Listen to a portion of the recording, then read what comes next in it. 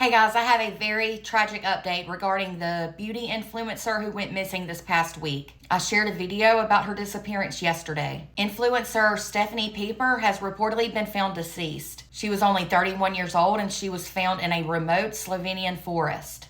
Police said the discovery of her body came after her ex-boyfriend allegedly confessed to them and directed investigators to the site of where her remains were. The ex allegedly admitted to authorities that he strangled Stephanie and he then guided them to where they could find her body. The ex, who has only been identified from what I've seen as Peter M., has since been transferred from Slovenia back to Austria, and both his brother and his stepfather have also been detained as part of the investigation. As I mentioned in the video yesterday, Stephanie was last seen this past Sunday. This was after she was dropped off at her apartment by a taxi after she had been at a Christmas party. Her loved ones became really concerned when she didn't show up for a scheduled modeling shoot the next day on Monday. Officers ended up tracking down her ex-boyfriend on Monday and reportedly found him close to a burning vehicle that had been set on fire. Authorities are now saying the ex intentionally set his car on fire, and well, that is very telling. It was in a parking lot at a casino. Authorities also found that the ex had crossed the Austria-Slovenia border. That was several times around that same time period she went missing.